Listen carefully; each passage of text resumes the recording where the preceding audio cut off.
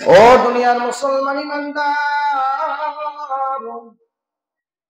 আল্লাহ রাব্বুল আলামিন এই সমস্ত লোকদের ব্যাপারে বলতেছেন, ফাআম্মাল্লাযীনা ফী কুলূবিহিম যায়গুন, যাদের অন্তর বাঁকা, যাদের অন্তর সোজা নয়,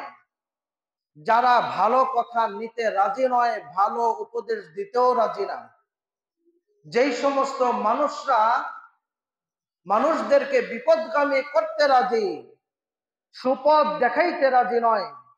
নিজেও সুপথে চলতে রাজি না, নিজেও কারো সংস্পর্শে যেতে রাজি না, নিজেও কারো সংস্পর্শে যেতে রাজি না, কিন্তু যারা যায় তাদেরকে ওলামায়ে কেরামদের থেকে বিচ্ছিন্ন করার জন্য, ওলামায়ে কেরামদের থেকে সরিয়ে নেওয়ার জন্য,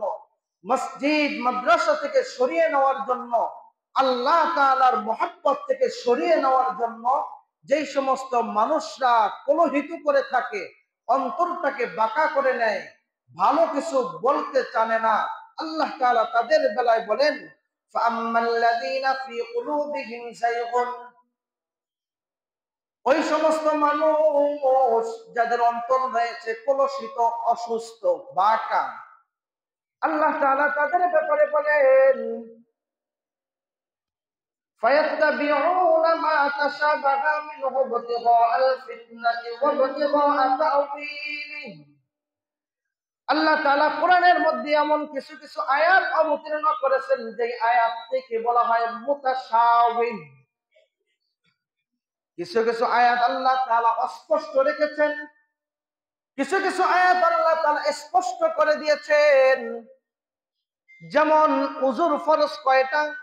সূরা মায়েদার মধ্যে আল্লাহ তাআলা স্পষ্ট করে দিয়েছেন। পানি না থাকলে তার স্থলাভিষিক্ত কিভাবে নামাজ পড়ব, কিসের মাধ্যমে পবিত্রতা অর্জন করব, কোরআনে আল্লাহ তাআলা স্পষ্টভাবে বলে দিয়েছেন। কোরআনের এমন কিছু আয়াত রয়েছে, এমন কিছু শব্দ রয়েছে, যেই শব্দগুলো যারা মানুষদেরকে বিপদগামী করতে চায়, যেই অস্পষ্ট আয়াতের মাধ্যমে ব্যাখ্যা না করে অস্পষ্ট আয়াতগুলো দিয়ে মানুষদেরকে বিভ্রান্ত করতে চায়। ও দুনিয়ার মুসলমান, আল্লাহ রাব্বুল আলামিন উদাহরণ